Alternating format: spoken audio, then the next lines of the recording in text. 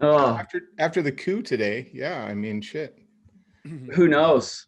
Yeah, Who knows? Yeah, everything's on the table right now. There is no like that couldn't happen, bro. It's like 2020.2 right now. yeah, You Yeah, know, I'm pretty sure anything can happen right now, right? yeah, yeah. dude. There's Literally, no an alien could land in my front fucking yard and pull a fucking dragon out of Yellowstone, and I'll be like, it's on brand. Not surprised. yeah. Sounds about right. Yeah, I wouldn't be shocked.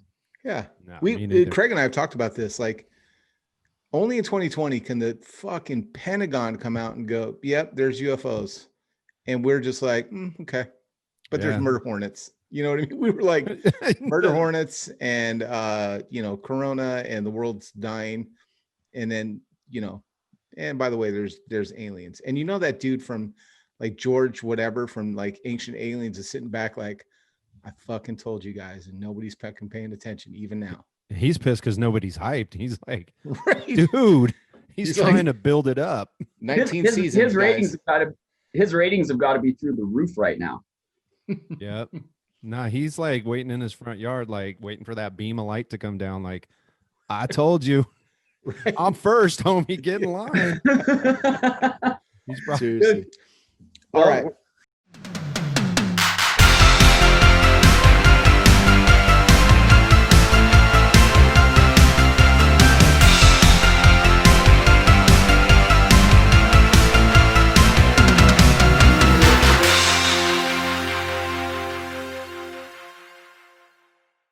They look all right.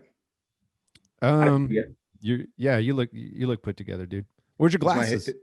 I took them off for a minute because I want to look pretty like for this part. Oh, well, you're gonna have to do more than take off your glasses. God, dude, what a dick. Okay. Yeah. Man, see what I deal with, Zach? On a daily. Right, on a day, dude, every day. Like, this is Craig and I all the time. Well, do you guys know who Troy McMurray and Joel Alamo are? For sure. Okay, those are my two. I have to deal with those fuckers day in and day out. Like, I'll call Troy McMurray during this conversation just so you can hear him spout off random bullshit facts about me that I don't use. That sounds legit. I may take you up on that. I may even we might even call Todd and find out if Todd wants to talk about some shit. Oh shit. Yeah, Todd. We can call Todd too. Yeah. If he sees me calling in though, he'll be like, mute. Fuck that. Voicemail. Yeah. Voicemail. I don't know what Zach's calling about this hour of the night, but it's not right. Yeah. We'll see how it goes. So, all right. Get the camera back on me. 1, 2, 3. 1, 2, 3. Hey, what's up, everybody? It's your friend Isaac, and welcome to season 2 of Big Bike BMX. We're kicking this off. It is January, what's the date today? 6th, 2021. Craig, welcome back. You survived season 1. We're keeping you on the cast. Dude, I made it. Did I make it? You didn't get voted off the island. You didn't get voted off the island. Not yet. Phew, I'm so glad I survived that, bro. Thanks for having me back, man. I'm stoked, dude. Season 2. Kicking Did you think we would have a season 2? Hell yeah, I did.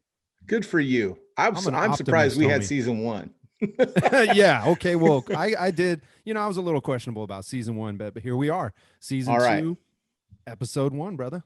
It's on, right? And so, you guys, this guest just for me personally came out of nowhere and absolutely exploded on the big bike scene, and probably one of the most energetic, and there's a specific clip. Okay, so my first experience, and Craig, correct me if I'm wrong here, but my first experience that I remember seeing tonight's guest, which is Zach, was at the Hoedown, seeing him not seeing him, but Kat sent a video and I'm like, this dude is cool as shit.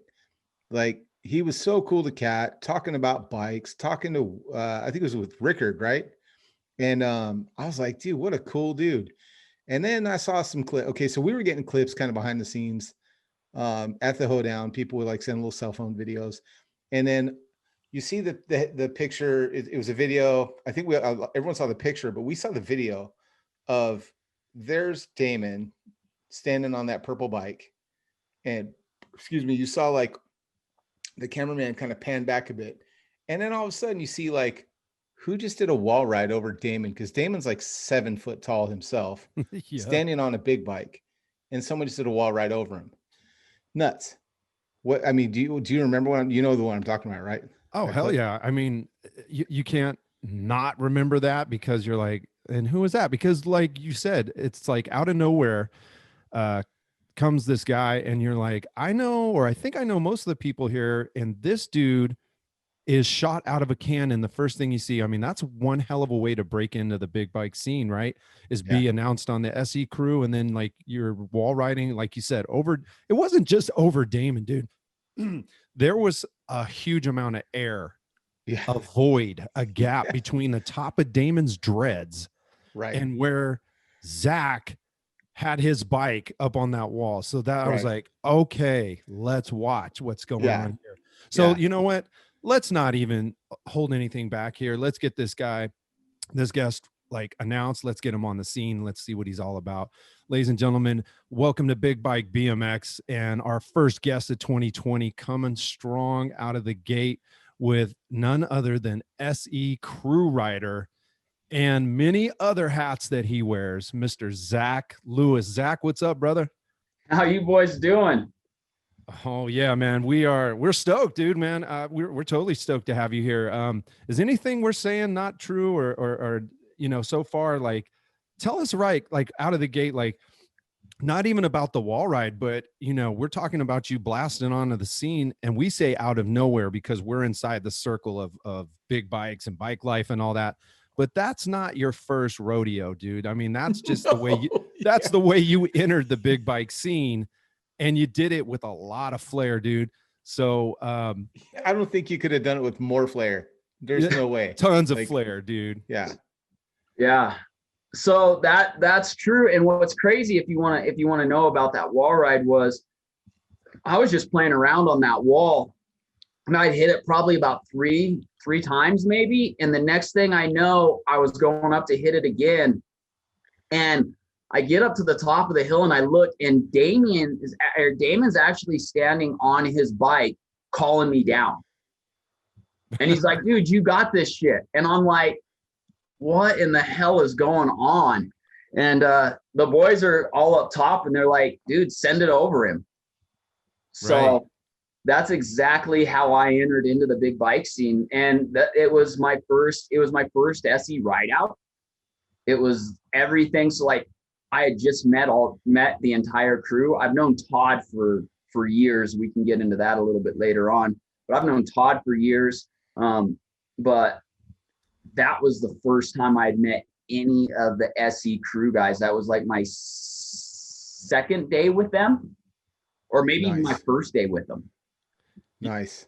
Yeah, I was gonna say, because you know, you come from a world, and we can talk about, when I say like the many hats that you wear, the snowboarding, the skating, the mountain biking, X Games, GoPro games, all those things.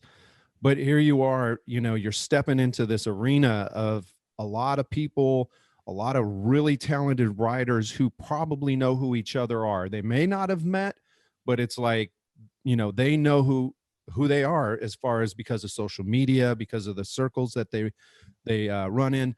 And I mean, what was that like when you, I mean, we can get into like how you got into the big bike scene with, you know, obviously you said you knew Todd and got in on the SE crew and all that, but what was that like stepping in from outside, now being, you know, coming out from Colorado to Southern California, and here you are, like the new kid on the playground? Like, was that an easy transition for you? Did you feel like, man, I got to come out strong, and I got to, you know, show these kids what's up? Tell me a little bit about that. Like, where were you at, like, emotionally with it, or whatever? Okay, so the way that this went down is I flew out, went straight to Sheep Hills to do a photo shoot really quick, went out there, handled some business, and then I went straight to Todd's house. And that's kind of where things just kind of started. And I started meeting the team guys. And I'm not going to lie, every single dude welcomed me with such open arms. I instantly felt like family there. Damon was like the first dude that when I got out of the vehicle, I got over there with Chris Fox. And I've known Chris for a long time through BMX. And that's kind of who my scene is I'm really a BMX rider that rides a 26-inch bike, to be honest with you. All my boys are 20-inch riders. That's kind of who my crew is. But I do have a bunch of, dirt jump friends. But so I've known Chris and Cheeseburger. And so they brought me back to Todd's house, and that's where Damon came out, and like, I get out of the vehicle and he is literally standing there on the street with his arms like all 14.5-foot wingspan and just like Jordan. Like Michael Jordan, and just wraps those big arms around me and gives me the biggest hug. And then the next thing I know, like all I hear is like Wicho in the background going, "Where is he? Where is he? Where is he? I hear his voice. I hear his voice." And like he came out, and then it was just kind of on from there. And everyone was just so super friendly and made me feel so part of the scene. And it felt like all of those guys knew each other. And I don't know, it could have been the first time some of them were meeting as well. Some of the East Coast and West Coast guys. I'm not 110% sure on that. But I know I didn't feel like an outsider for 1 second. Yeah, I mean, it's pretty incredible because Isaac and I, we actually did a recap of the Hoedown Ride Out on our show. So we got to talk to a lot of the guys who were in the house. We saw the interactions going on the whole weekend, and it seems so uncanny, so incredible that the chemistry between all of you guys was remarkable. I mean, it seemed like you guys had been hanging out for years or for a lot longer just that weekend. And I think you're totally right. Most of those dudes had never even met each other, may have followed each other, may have seen, their social media presence, but it's like now you guys are all face to face. You're under the same flag, SE's, crew flag, and you guys know your teammates. So it was like, okay. And Isaac and I talk about this all the time too. You can see somebody out on the street, at the park, at the dirt track, and it's like instantly, there's no reservation. It's like you're going to be my bro. You just don't know it yet. It's like instant family. So to see that with you and to hear that story, it's like, and that's totally how I feel like Damon is. He's even in Stockton where he rides. He's welcoming to everybody. I mean, I remember the first time I met him too. I asked him to take a picture with me, and he put his arm around me and was like, "All right, let's go."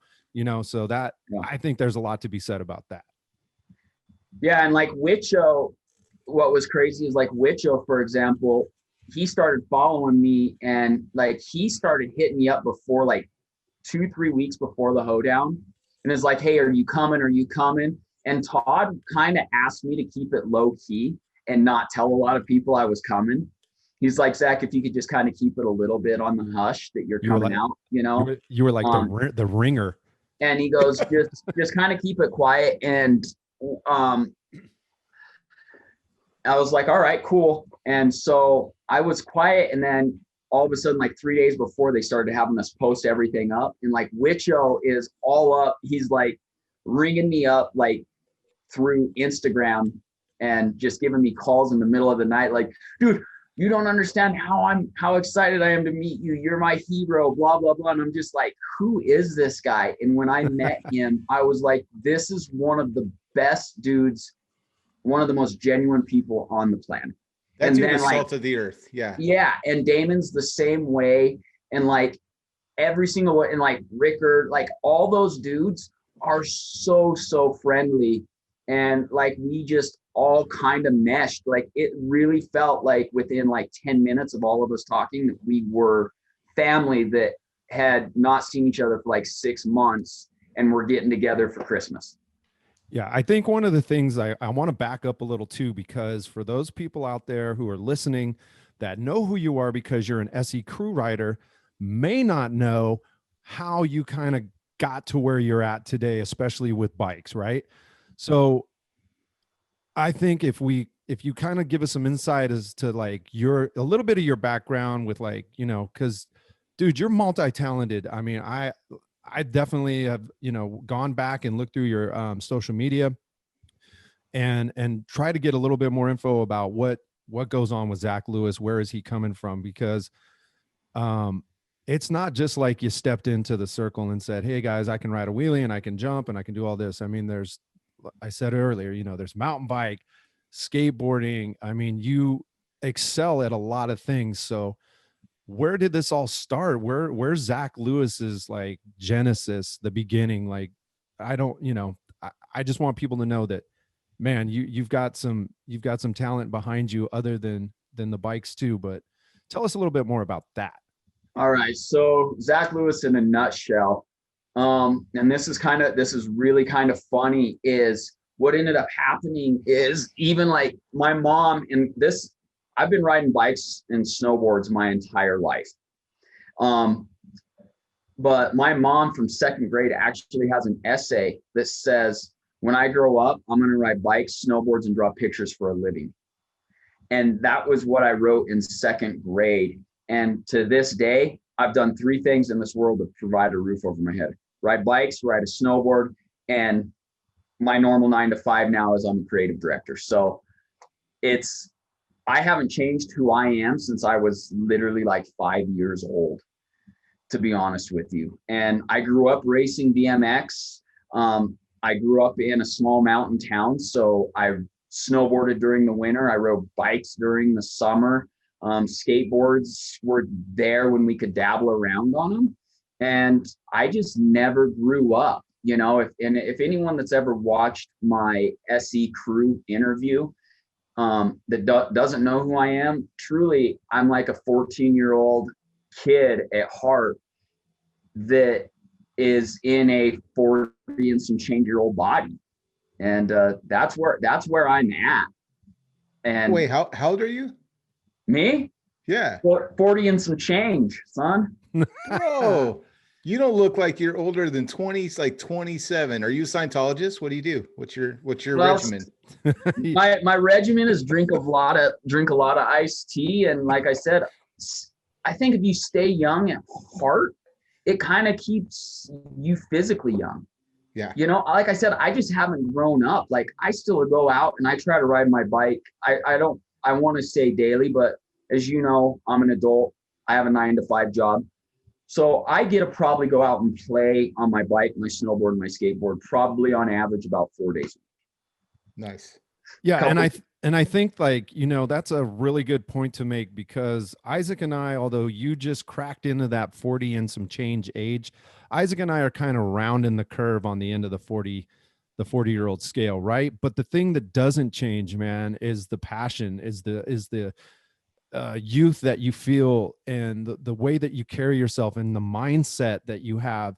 If you can keep that, you know, that mantra going, that philosophy going, then you really do have that energy, even though the calendar has, you know, maybe aged your body a little and things hurt a little bit more, and they tend to take a little bit longer to recoup and recover, but the mind can still be young. The mind can still be youthful. And I think a lot of younger folks are going to listen to stuff like this coming from guys like you, as well as Isaac and I, but especially guys like you that are like out there still killing it, because the first thing that you're doing is like your mental game is where it's at, you know. And it's, you know what I'm saying? It's like there's the passion's there, the drive is there, and you don't limit yourself because of what your age is. And I know you're probably not at that age yet to where you're like, man, I think I might be turning a corner on my age. You're still youthful. So, you know, that's definitely a thing that has to be, you know, with folks when they think about, like, you know, how long they're going to do something, or am I getting too old? It really is a mindset. Yeah, I have a hard time believing, like, I graduated college, you know, this is my 20-year anniversary from graduating college, you know, so I'm sitting there going, holy shit, I've been out of, you know, I've got my oldest daughter's 20, my youngest daughter's 17. It's super crazy to think that that's my life, you know, that I'm almost an empty nester. And I feel mentally better now than I ever did in my 20s. And I know that I'm not physically as strong as I was. And I know there's certain limitations that I have that I can't do anymore. I can't be going out and really pushing the envelope so much because I have to come home every night.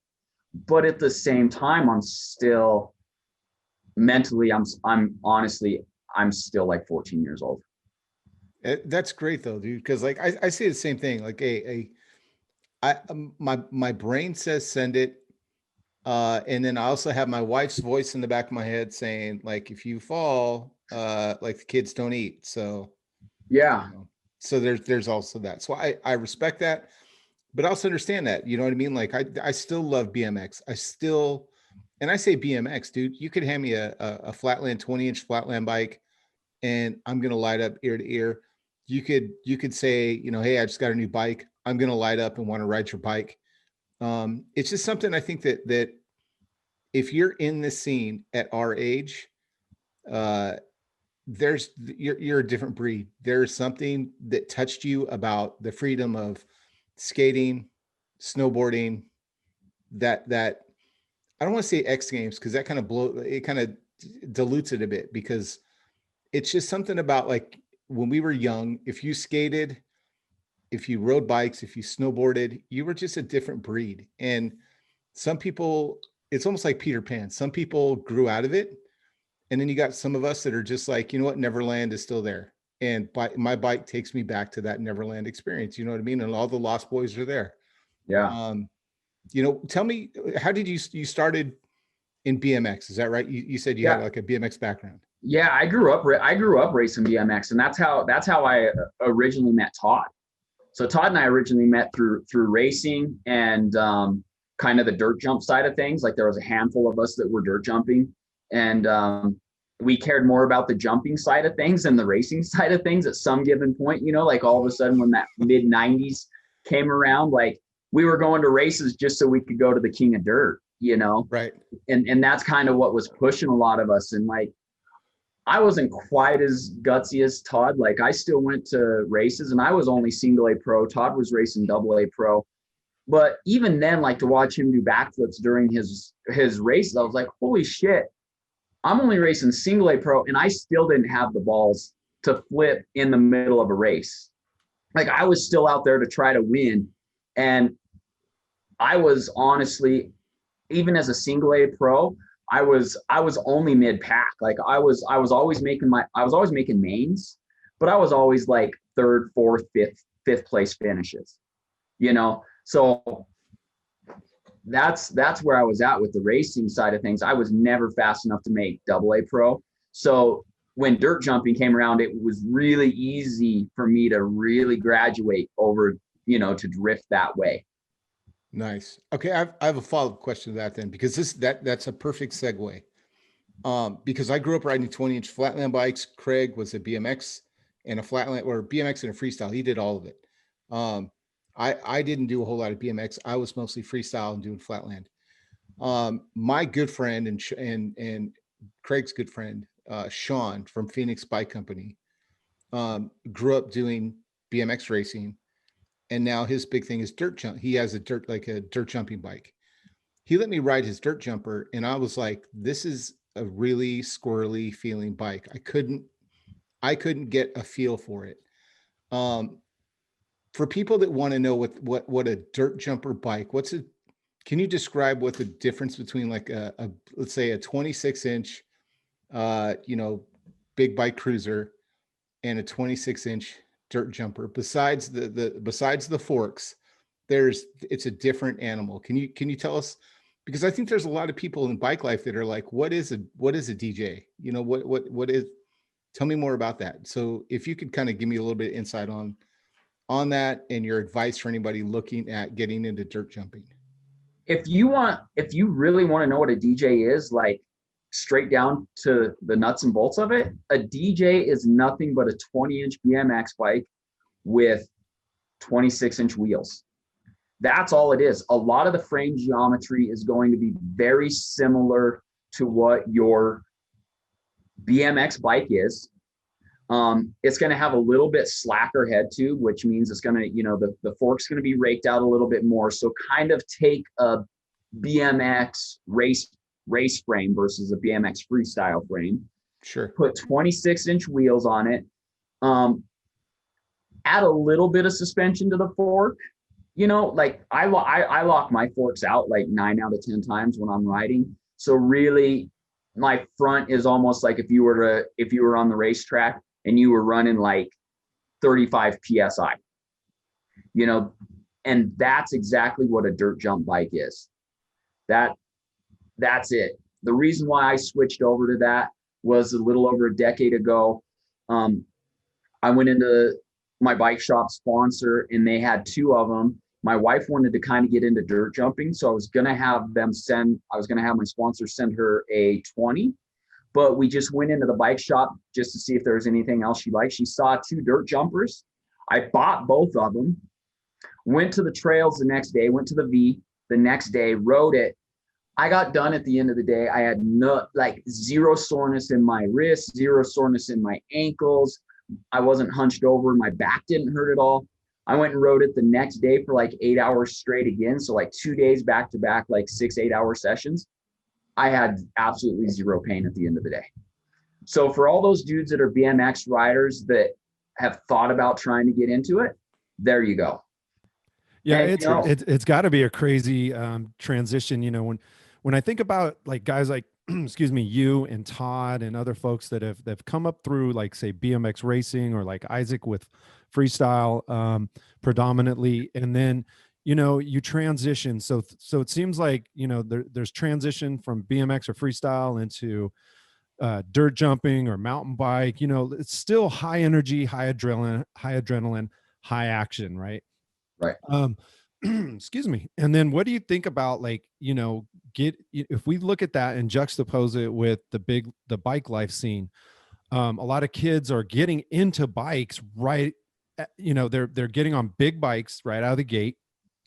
They're learning how to wheelie. They're learning how to do footwork, you know, when they're doing the movements on the seat and the back of the pegs, manuals and stuff like that, but they don't have that experience in that with racing maybe, or other things that we just mentioned. Like, what do you feel about like, because you've been now a part of BikeLife and you know what it's like with the wheelie culture. Tell me a little bit about like how you're feeling about being a part of that. Does that still fulfill like your desires and your needs for, you know, what you're looking for being on a bike? Are you all in on that scene? Like how has that been a part of adding to your repertoire of bike skills? Dude, I'm 110% about that life, dude. You're on a bike, you're on 2 wheels. I don't care what you say. You know, like you guys mentioned earlier, a bike is a bike to me. I don't care if it's 20-inch, I don't care if it's 24, I don't care if it's 26, 27.5, 29. You put wheels underneath me, I'm gonna be stoked. I don't care. Put me on a fucking Strider. Let me throw some shit down. My goal at the end of the day is like, if I put a bike under me, I always want to make sure that I flip and spin and throw my hands off, throw my feet off every time I touch a bike. Like that's kind of what my whole thing is. I don't want to lose any of that. I have a bunch of tricks. I don't want to lose it. And I don't care what bike you put under me. I'm going to do those. So you can put me, if Todd decided he wants to throw me onto a 36-inch wheel bike because he's like, hey, we decided to build this freaking fucking monstrosity. You want to be the first to try to flip it? I'll be like, damn straight, I want to be the first to flip it. I want to be the first in the world to do something. Right. And you know what? And dude, and so it's like, you know, it seems like guys or people, I should say, who are getting older, like Isaac mentioned, or you mentioned, you know, you get the bigger bike, it's more comfortable, it's more rideable, especially at an age where like things are starting to hurt or, you know, it's just, there's more, what do you have? You have, the ability to ride the bigger bike more, you have more stamina, all these things, right?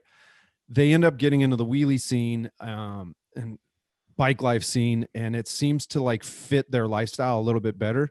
But now I'm noticing, and I have for some time, Zach, that even the younger crowd, the kids who are really good with wheelies, really good with footwork, they're wanting more. They're wanting to know like, hey dude, I can do this wheelie. I've got my swerves down or my footwork down. What else can I do? Now they're learning how to jump. Now they're learning how to freestyle. Now they're whipping their bikes out whenever they get air. And it seems like instead of like guys like me and Isaac going from all these older school riding styles into the wheelie or BikeLife scene, they're going the other direction. They're starting there, and then they want to know how can they do more on their bike to do the things that we started out with.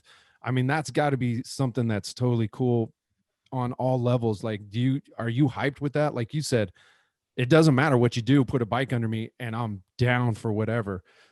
I mean, can you see the bike life scene going from just like mostly wheelies and back wheel tricks to now getting into like dirt jumping or doing things on their 29ers, like freestyle and all that stuff?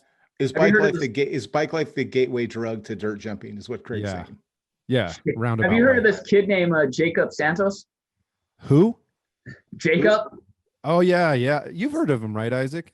Anyone heard of that guy's name? The name sounds kind of well known in the wheelie scene. That guy blew my mind. I didn't realize how much street skill that motherfucker had. Like, he came out, he was hitting the wall with me. He and I meshed really, really well together. But to go back to the wheelie scene, just so you guys know, I couldn't be more stoked on it. Like, I went out there and all these young kids were fucking blowing my mind. I was literally scraping my jaw off the concrete for like 4 days straight when I was riding with them, because like you have that, you have that one wheel ride, like the little guy, dude, I think he's 14. He looks like he's 8. Yeah. But he is so fucking gifted. Such a rad kid. And like Ball Out and all of those guys, One Wheel Frank, like every single young kid on the team was so unbelievably gifted and talented. And they started to learn, they would ask me a couple of questions like, hey, how can I bunny hop? Things like that. And you could see the wheels, like when they watched me ride, I could see the wheels turning with them as much as they could see the wheels turning with me, because I'm sitting there going, how in the hell are they doing these wheelies and hopping from peg to peg the way that they were doing it? Because that's new to me. So like, this is like a whole new avenue of riding for me. And I was like, I want in on this. I want to learn this. I want to be part of this team. I want to be 100%, dude. Those BS guys, the whole Bomb Squad crew is just nuts. But like, I could watch those guys all day. All right, so I'm gonna jump in. We did ask on Instagram a couple days ago, hey, send me questions for Zach. So I'm gonna run you through a couple. Craig, if you have any, Phil, you could cut in here too. This one's from Eric. You may know him as Ride King on Instagram. Right. Here's Zach. When are we going to see a kick-ass compilation video again? Also, your next stop in Cali. You're showing me how to wall ride. Deal? So that's his question. When do we get to see another compilation? And then can you give us some wall ride tips? Yeah, absolutely. So next compilation, I will try to get one out as soon as possible. I'm really horrible with the Instagram thing. I know I said I'm a creative director and I should really be on top of my game with social media, and I really slack at it, and I apologize for that, guys. I promise I will try to be better at it. The next time I am in California, absolutely, you better hit me up, and we are definitely going to shred. And the next thing is tips on wall rides. Honestly, if the way I look at it is, if you know how to ride a berm at the BMX track, I just kind of look at a wall ride as a berm on a BMX track. I come straight in, I attack it straight at that. I hop up, you got to be able to bunny hop. But once you learn how to bunny hop, then you can just kind of start to play with it. And all it really is riding a berm or riding a quarter pipe. That's really all a wall ride is. It's just vertical. You just have to make the transition yourself. And that's what the hardest part is. And I get that it's kind of a fear thing for a lot of people, because you've got to go straight into a wall hauling ass. You got to bunny hop onto it. It's definitely a little bit fearful, and you got to just kind of lean into it. The problem is so many people go into it and they'll just kind of straight wall ride, straight get into it. And you got to commit and really pull into it, get the lean. And then once you're doing that, it's really riding a berm on a bicycle. 100%. Yeah. I mean, the lean, and too, when Zach's saying lean, if here's the wall, let me try and do this here. If here's a wall and you're going to ride to the wall and you're going to carve on the wall, when he says lean, you don't want to lean into the wall. You want to lean towards the ground, and you want you want to carve. And here's what's going to happen when you wall ride. The first couple, you're going to bunny hop up and you're just going to hit the wall. So don't do a brick wall that's like sketchy. Try and find like a smooth wall at first, because you're going to slide down the wall. You're going to bump. You're going to slide down the wall. You're going to get all freaked out about your ankles. But you jump, you pull up, you carve, lean towards the ground, you guys. That's the biggest. Man, you should take up coaching. You're going to hit it. What's that? You should take up coaching. Why are they asking me for advice, dude? Just ask Isaac. Yeah. I've never wall ride. Go to Isaac. I've never did a wall ride over Damon. That's the big difference here. All right. So I got one more question, then we'll jump back in, and I'm just going to keep bumping in with just different questions. Whose truck did you ride in all weekend at the Hoedown? Whose truck did I ride in at the Hoedown all weekend? Dude, this is from another crew rider, Rio Linda's Matt Rickard. Yeah, I did ride in the truck with Matt Rickard all weekend long. Dude, that guy's my brother from another mother, bro. Like, yeah. Rickard and I hit it off super, super strong.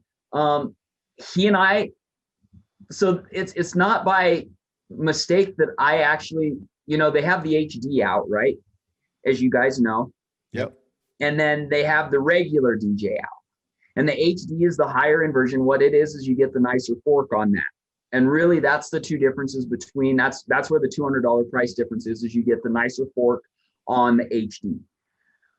But the ball varnished aluminum is me. That's truly 90s raw BMX style. If you grew up racing, you knew that all the race bikes were raw aluminum. I've wanted a raw aluminum dirt jump bike forever. Todd made that happen. And the thing is Rickard has the exact same bike as I do in a 29-inch, and I'm on the 26.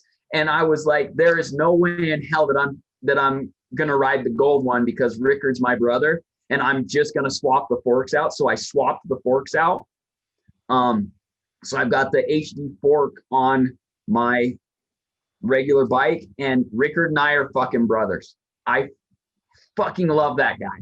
Rickard, you're the man. I love you. I love you. Come out and see me. I'm coming out to see you. The guy's such a badass. Like, he's one of the ones that I just fell in love with on the ride out. And talk about a hype man. Dude, that guy's a super hype man. He's super fun to ride with. And I tell Matt, and I post it up all the time, or make comments on his page, is like literally my most favorite guy to ride with. His energy is really good, positive vibes. Matt's actually sat in on some of our shows and have done wheelie critique videos with us. I mean, just good all around dude, just like you were mentioning Jacob earlier, and Damon and everyone on that crew. Just seems like when Todd put that crew together, Zach, it seemed like there was just more than like, how much content do you put out? How many likes do you get on a page? Like, he was figuring out this team based on what he thought the chemistry would be, and it fucking worked. I mean, it's incredible that everything gelled so hard. But then, you hear the comments like you just made with, Damon, Rickard, and Santos. It's like, yeah, of course you guys got along. I mean, that was part of the whole process, but you guys made it click. You know what I'm saying? Yeah. Todd did an outstanding job putting together this crew. I don't know how the hell he did it. I know that he had envisioned this for years. And I've been talking to Todd for a long time about a lot of things, and how I became part of the SE crew. I don't know when we want to jump in and dive into that, but I think you just did. All right. Well, if I just dove into it, here we go. So here's the thing is, I ended up buying out my bike sponsor a handful of years ago. So I bought out all of the entire inventory, but I wasn't manufacturing complete bikes. I was just manufacturing frames. And I called Todd up and said, hey, where are you getting your frames manufactured from? Because I'm looking at possibly changing and sourcing where I'm getting my frames from. And then like I sold through 250 frames by word of mouth in like 2 summers. It was insane. And then all of a sudden, Specialized came out with the really big into the game with their P series, their P bikes. And what ended up happening is people were like, fuck building bikes anymore. We're going to just buy a complete and change the components as we need them, because they were putting out such high-end builds at such cheap prices.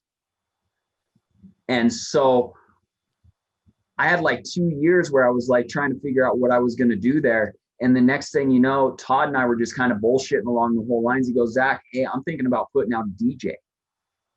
And I'm like, no shit. He's like, yeah. He's like, would you be interested in doing it if I did? And I'm like, absolutely, I'd be interested in it. And he's like, where do you stand with your frames right now? And I was like, I got like 50 left. And he's like, well, we've got until about a year until we drop this bike, 8 months. He goes, it's in development now. He goes, I want you to be the guy that rides the DJ for us. And I was like, you know what? Deal. Game on. So I knew I was going to join the crew probably 8 months before the DJ hit the market. Dude, that's crazy. That's crazy. What a cool story. That's dope. Yeah. So like I said, Todd and I had been talking back and forth. Like we just kept in touch, you know, we were just bullshitting, telling racing stories and back and forth like that. And like talking about the good old days. And he kind of hinted about doing a DJ. I kind of hinted I was running out of frames. I didn't know what I wanted to do with the company. And it just kind of came to a head. And he said, where are you at with frames? I said, where are you at with your DJ? And he said, let's just make a partnership. And I didn't even think about it. I answered yes, like right there on the phone call when we were bullshitting. Hey, Nice. what's the scene like out in Colorado where you're at as far as bike life? Is there a scene? Have you been a part of it, or do you have your finger on that pulse at all? You know, I would love to say that I do. I've heard there's a little bit of a bike life scene out here. I haven't met the guys yet. I got hit up on Instagram by a guy that's in Colorado Springs, which, if you know the map of Colorado at all, it's about an hour. It's about an hour and 15 minutes south of Denver, roughly. And he knows some dudes up here. But in all honesty, I'm truly a BMX rider that rides a big bike. And I'm trying to get in touch. I'm trying to figure out who these guys are, because I want to get in touch with them. I want to go out and do some rides. I want to form some type of ride out scene here in Denver and in Colorado. The problem is it's so hard to peel me away from the fucking jumps. Yeah, I mean, I can only imagine, because I'm a little naive, man, and I'm compartmentalized too, because I think, you know, where I live in California, there's a huge scene, and this is where it's hot. And, you know, out on the East Coast, you've got Philly, New York, down south, you got Florida, and you know, certain pockets in between. So when I think of Colorado, I'm like, man, it must be challenging, because obviously you guys have things like the dirt jump parks, you've got mountain bike, you got all the other things that go with bikes. But I'm like, is there a scene there? Because obviously there's got to be some kid in rural Colorado who's like, yeah, raising his hand, like, right here, homie. Yeah, I'm part of this. I just need to find other people who are doing it too. So, Yeah. you know, they're definitely out there. And then, like, man, if anybody wants to get a hold of you on your social media and invite you, I mean, I'm sure that might be the way to go. Yeah. Hit up Zach on Instagram. If you have a ride out in Denver, hit up Zach. I will. I'll be there in a heartbeat. I'll do whatever I need to do. I'll get some bikes put together for it. Whatever you guys want, you know, definitely hit me up, because I would love to make a big ride out scene here in Colorado. Now, I do know, like, we have the Denver cruises during the summer times, like on Tuesday nights, and there's thousands of dudes that show up for that ride. It's kind of like dudes riding from bar to bar, essentially. But that, I'm guessing that's where all the ride out dudes are meeting up to do their rides. It's gotta be. I met a guy out here that was cruising around, and I've met a couple dudes out here on SE bikes mobbing around, but they haven't really brought up, you know, invited me into their scene. I think I scare them.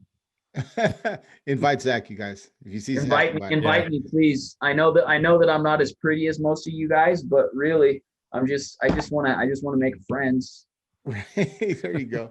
Hey, so I have two more questions from Rickard. Competing in like major freestyle mountain bike competitions, as a, I'm not gonna say old guy, but as an older fella, in competing against the younger guys, what is that like for you?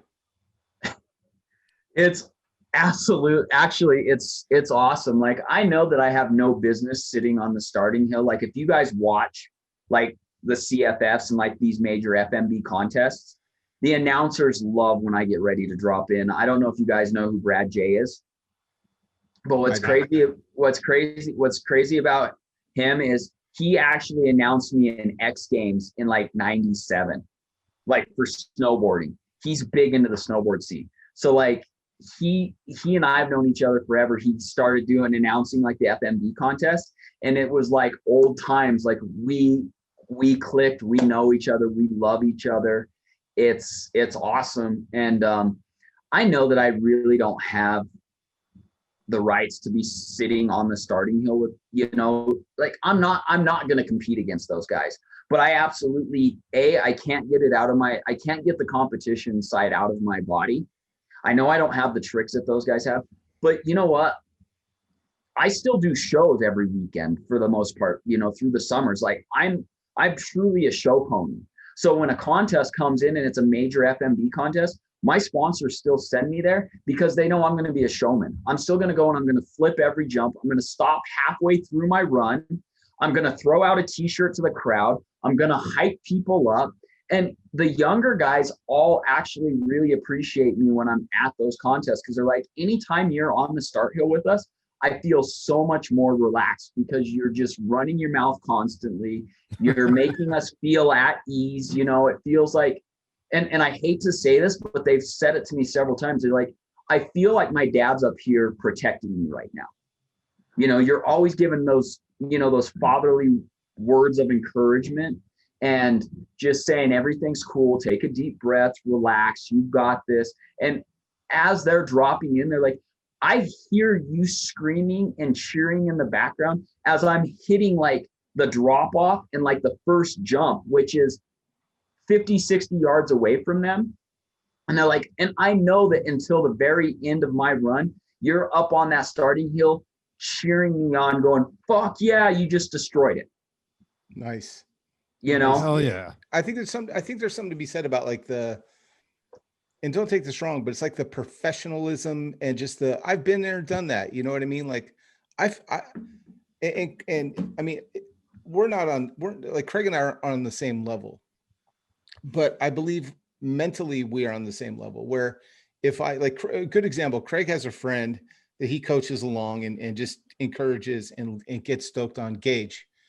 Anytime Gage posts something, Craig's like, hell yeah, bro. Like, you're killing it. You're slaying it. Because I think for us, we see ourselves. I see 14-year-old me in a 14-year-old kid that's out here like, I want to learn a surfer. I'm like, absolutely, you should learn a surfer. You know what I mean? You see that. And you're just in a blessed position that you've earned. You've earned the right to be on that starting hill. But what you're able to pass along is so much more important than hey, I can do the same trick that you're doing. But what you're passing along is like some it's that professionalism. This is how you act. This is what a sponsored rider does. And you're still shaping the future because you're showing them like, this isn't a competition. This is family. Right. At least that's the vibe I'm getting from you. So I hats off to you for doing that and for sticking with it and not just hanging out and being like, okay, I'm the guy that used to do this, but I'm the guy that is out here still competing, still having fun, and showing them that like it's like being a sponsored rider. And I'll ask you who your sponsors are. I'll give them a shout out here in a second. But being a sponsored rider and showing these kids like, hey, you don't have to take yourself too seriously. That's one thing I've learned a lot from Todd. Watching Todd is like, you know what I mean? Like here's Todd, the director of SE Bikes, having more fun than most people on a ride out, combined. And I think that it sounds like that's what you also, it's a gift you give these kids is like, hey, you know what? Don't take yourself too seriously and have a good time while you're out here because, you've been given this gift and enjoy it for every second that you can, because you're going to be me in 20, 30 years, whatever, you know, however long they decide to ride. And you think about it, Isaac, I mean, to the point, I mean, that was a great point.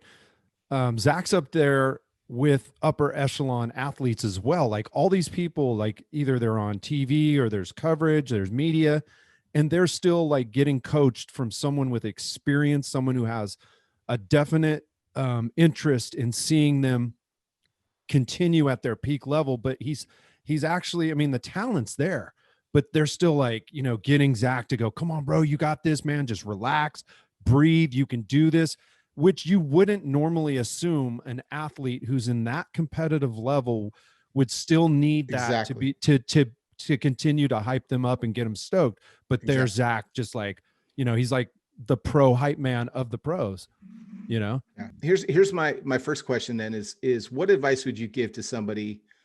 Because we get this a lot when it comes to wheelies. You know, and you know, you crashed, people crash on wheelies. What's your advice to someone that's like, hey, I'm going to go try something.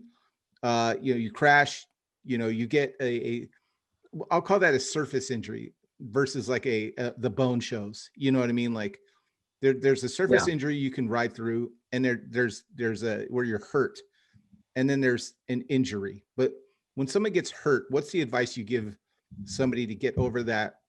You know, angel on there, you got an angel and a devil, one saying send it, one saying you got to be careful. What is it that you do to get through that mental block of like, oh man, I failed at this before. What do I do now? That's a good question. I wasn't ready for this. I wasn't ready to get into some deep conversation here. I feel like we're going on a first date and you're asking me ready to get married and have kids. I might just step out and let you and Isaac have this moment. Right. Let's share a moment. Well, we're sharing one. I've done it for so long that mentally I just know that you're gonna get it. And it's good to have fear in you, because when you have that little bit of fear in you, you know you're doing something right. You know what I mean? But one of the best things that I've ever heard, that it's the best advice and worst advice you can kind of hear. But my best friend, the owner of the Yellow Design stunt team, he's been my best friend for 30 years now, is Brian Yellow-Gavigan. And he said it best when he goes, if you're not crashing, you're not trying. And it's truly, he's right about that. If you don't crash, are you really trying to become a better rider? And what doesn't kill you makes you stronger. So just know what your limits are, and always, every time you step on your bike, just step outside of that limit just a little bit. You know, just go, this trick scares me a little bit, but know that you can do it.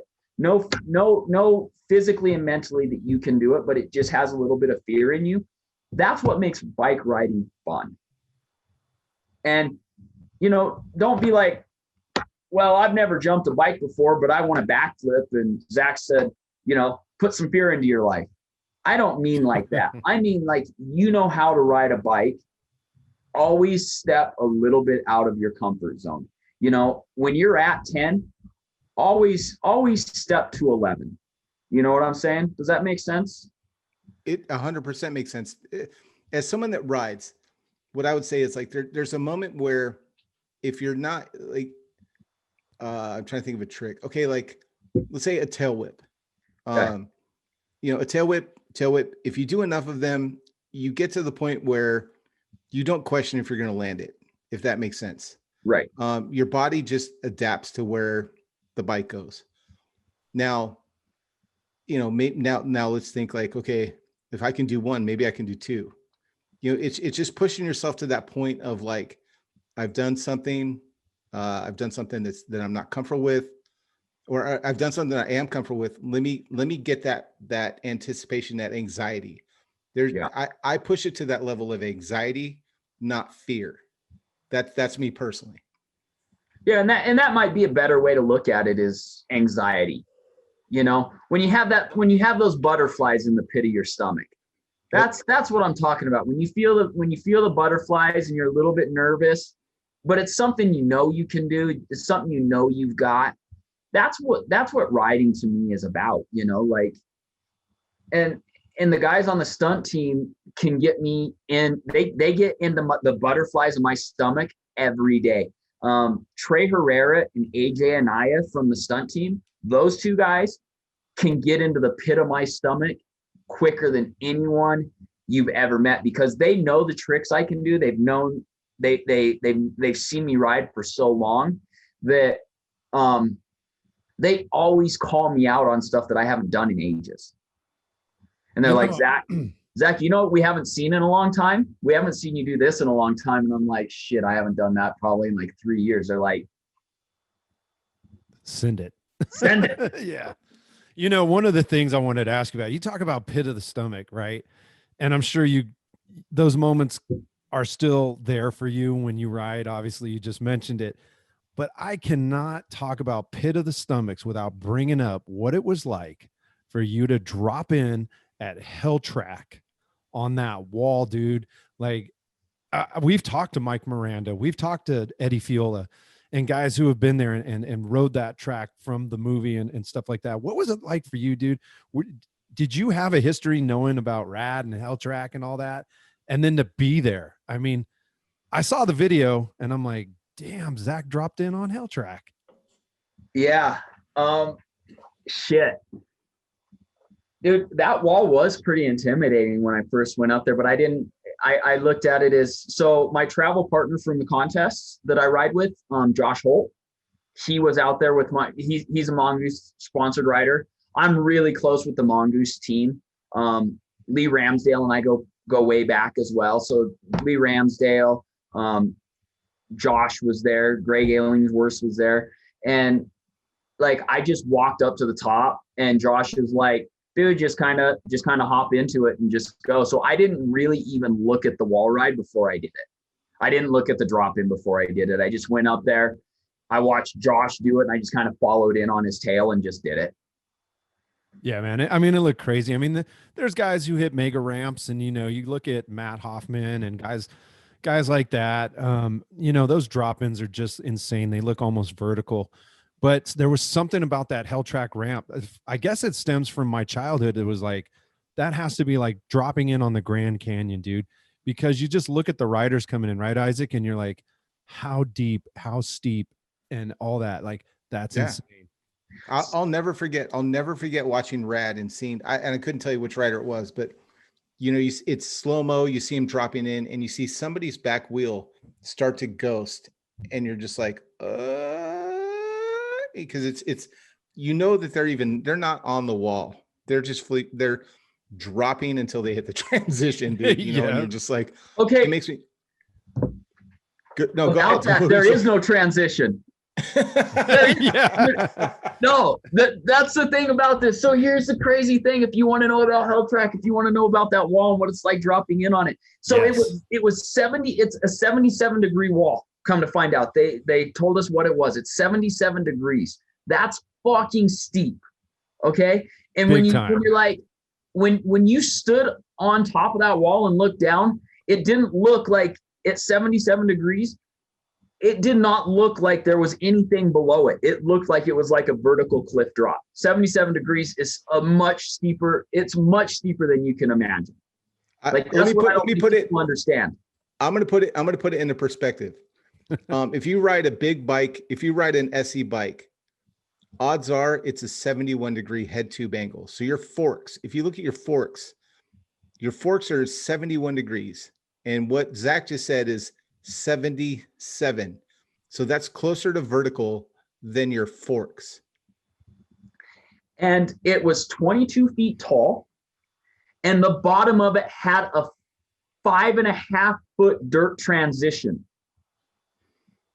5.5 feet. Put that into perspective. You came off that thing, and when you got to the bottom of it, it was like the G forces that hit you when you came down to it. It was insane.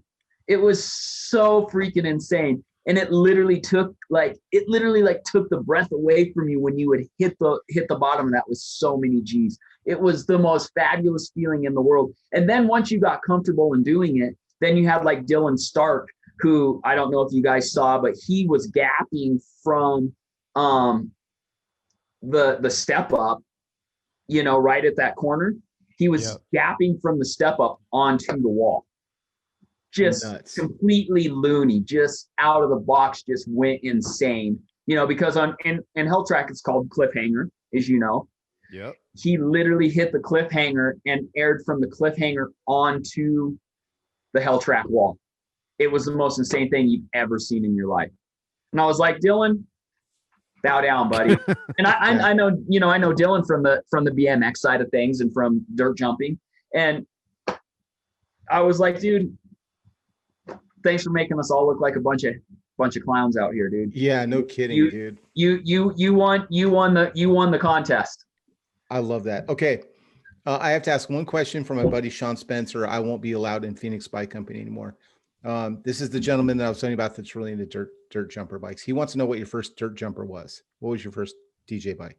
My first DJ bike was like I said, I got two of them. It was actually a Kona. A Kona, okay. It was the Kona DJs. And then from there, within about a month, 6 weeks, I got picked up. The word had got out that I had switched over to a big bike from BMX, and I got picked up by my first bike sponsor there on the spot within about 6 weeks. But the first one was a Kona, and then I got picked up by Attic Cycles right away. By who? Attic Cycles. Attic. Okay, I think that's the bike he has. Is an Attic. I think he does. I think. Yep, Attic Cycles, which is who I ended up buying out and turning it into Tribe, and I owned Tribe for a handful of years.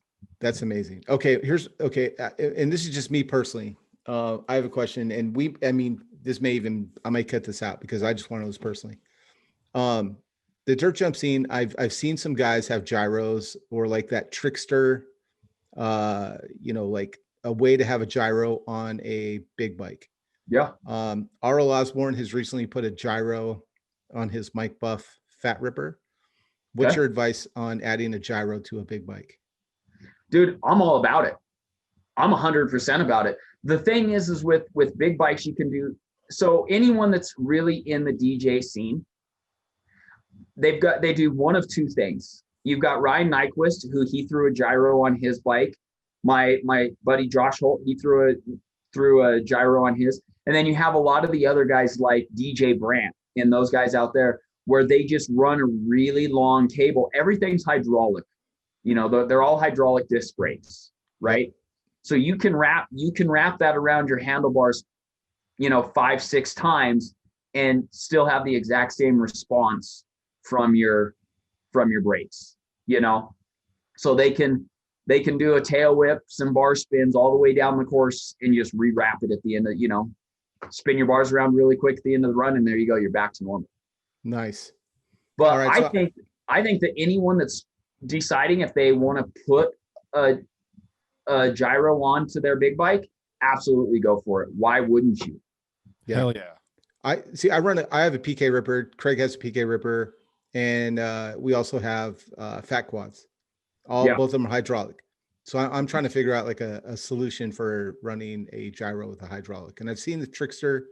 I think it's called a Trickster, but it's all in Dutch, dude. So I have no idea. I can't read it. I have no idea if it works. Never seen one. They do work, but they can be a little bit problematic. The hydraulic one, just so you know, it can be a little bit problematic. If you really kind of want to go and have it not be an issue, as you know, BMX slick cables, just run a BMX slick cable on there, and then you can run a cabled brake. And for years, I ran cables on my DJs for a really long time, just for the purpose of if I was out on the road doing shows or something, and I still believe in brakes. Like, I'm not one of those crazy new school kids. Like, there's a lot of dudes like on our stunt team and they ride brakeless. that shit scares the living daylights out of me. You know, Troy, he rides brakeless still at fucking 46 years old, is still riding fucking brakeless. And I'm like, Troy, you're insane, brother. You know? That's And nuts. yeah, he's nuts. Like, I'm just like, bro, it's insane. And like, he'll put brakes on occasionally, but I'm like, he still rides brakeless because he rode brakeless for so long. It doesn't matter to him. Right. I'm still a little girl. I need to be able to grab my brakes from time to time. So Yeah. I was like, if I ever blow a brake and we're in the middle of buttfuck Kansas, they aren't going to know how to fix hydraulic brakes for me. So I ran cables for a long time because I could run to Walmart and get a cable. Right. Because everywhere in the world has a Walmart. Right. Yeah. I have to have a break because of the, like, just wheelies and I'm old and I rely on them. Just like you know, I have to have it. So I think the solution for me is just get a long cable. Yeah. So we're going to wrap up, dude, because I've kept you way longer than I committed to you and that you committed to, and I appreciate your generosity to hanging out and talking to us. Can you give a shout out to your sponsors who helps you along the way? Man, all right, my favorite part. Huge shout out to SE Bikes, Todd Lyons. You know how much I love you, how much I appreciate you. Thank you so very much. Next longest sponsor is going to be Optic Nerve Eyewear. Bill Cotton, Tom Fox, those two guys have been in my backyard. I helped design and develop the snowboard goggles and glasses with them. I've been with them since early 2000. Nothing but mad love and respect for them. Next would be Illegal Pete's. Best burritos on the planet. You can't beat them. I've been with them for over a decade now. Sim Snowboards. That if I'm allowed to give out some shout outs to my snowboard sponsors. Dude, it's you can this shout is your out moment, anybody. homie. Yeah. Sim Snowboards. Huge shout out to Loveland. That's my home mountain. They always take care of me for everything. Loveland ski area. Foundation Cycles. They've got my back. Plus Size BMX. Thank you guys so very much. And last but not least, my favorite sponsor, Brian Yellow-Gavigan and the Yellow Design Stunt Team. Thank you so much for all of the years of success that we've had together. I can't wait for 2021 to be a kick-ass show season for us. Brian, you've been my best friend, as you know, for over 30 years. Thank you so very much for everything that you have done. You truly, I hate to even say that it's a sponsor because he's not a sponsor. He's family, he's blood, he's everything to me. So thank you guys so very much. Thank you guys to Big Bike BMX for having me on. I'm stoked and honored that you guys invited me to come onto the show. I know I ramble a shit ton and I apologize for that. Oh, dude, don't apologize. I ramble and Craig rambles, and like, you know, on behalf of BikeLife, dude, I gotta tell you, like, thanks for coming and adopting our scene and making it just a little bit more, you know, exciting and showing. And this may be a little bit too serious, but like, Craig and I both believe very seriously in big bikes are more than wheelies, and you can express yourself in so many different ways, and the flavor that you bring and the eye-opening tricks that you bring to big bikes and opening it up to, you know, it's more than just a wheelie. You do it so well, and you do it so professionally. You do it so graciously. You know, just like you said, just like Jacob Santos, you know what I mean? You guys show a different side of what's possible.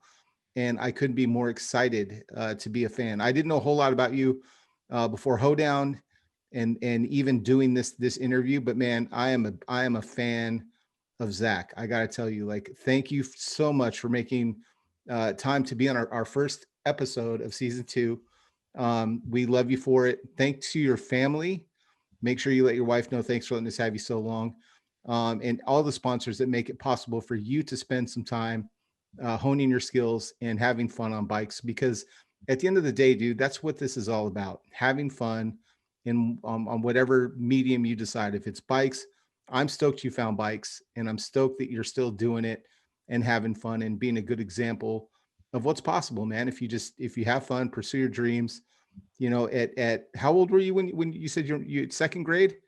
That's amazing, dude. Well, that's when I started riding BMX when I was actually 2. I rode my first bike. I rode my first wheelie into the garage into a trash can when I was 2 years old without training. Straight up. My mom still reminds me of it. She goes, "You popped a wheelie into the garage and rode a wheelie across the garage into the trash can when you were 2 years old." I'm like, I was barely able to walk. She's like, "You were literally riding a bike before you were walking." Dude, that's amazing. Yeah, I was 2 years old. But I'm always going to remember that. Like in 2nd grade, you wrote a story. You know, you wrote on a piece of paper, "I want to ride bikes and have fun." Yeah. You know what I mean? And you're actually doing it. And I think that's a perfect way to wrap up and just remind people that, like, you know what, follow your dreams and have a happy life. You know, it's not about how much money you have. It's not about what you acquire. It's the dreams and the memories that you have. And I think that's so important. Craig, why don't you send this out, brother? Man, Zach, I just have to say thank you, man. We are completely honored having you on the show tonight. You know, you're in our family too, brother. You're definitely an inspiration for us, hearing everything that you've gone through in your life, and the inspiration that you give others is something very commendable, man. And it seems like you're a good fit in any scene that you step into, bro. So I just want to say, first and foremost, thank you to you. Thank you to everybody who's out there listening here at Big Bike BMX here on the YouTube show, or even live streaming on our podcast. We're always stoked to have you guys here. Definitely leave a comment, subscribe, and like to the channel to hear more exciting, more rad content for guests like Zach and others that we have planned for this year. We are going to have a really stellar lineup all across the board this year. So we definitely want all of you guys back with us and taking this journey with us along this ride that we call Big Bike BMX. And yeah, man, I'm stoked to be here. I'm glad we kicked it off this way. This is a high bar to set for us. Yeah, dude, I'm like, oh God. Yep. Yeah. I feel bad for our next guest, because like they're gonna have to bring it. They're gonna have to bring it. Yeah. So man, with that said, Isaac, thank you again. Zach, thank you, and everyone out there, bro. I am out of here. Yep. Zach, where can we find you on social media? Zach S. Lewis is the tag on Instagram. Just I think what a lot of people forget is they forget the little S. So there's some dude named Zach Lewis that's getting all these people going like, "Where's the bike content?" Like, I thought that this guy rode bicycles. No, it's Zach S. Lewis. So all right, man. So much, boys. The other guy likes cats and gardening. They're like, they said there's bike stuff here. What's going on? All right, you guys. There's no bikes. Thanks for hanging out with us, everybody. We love you. Thanks for tuning in. And you know, we do these live chats, so I'm filming this now, but everyone that's in the live chat right now, as we're wrapping up, man, we love the shit out of all of you. Thanks for hanging out with us. Zach, you're welcome to come. It's going to be a Monday. It's going to be this coming Monday. You know, at what, 7 o'clock. You and I are on the same time, so it'll be 7 o'clock, but 6 o'clock PST Pacific time. Yep. Yeah, come hang out if you have time. Come hang out on the live chat, and absolutely. You're welcome to hang out with the fans. They're gonna fall in love with you as much as we do. So, everybody, thanks so much. I'll tune in, and then that way they can ask me live questions there.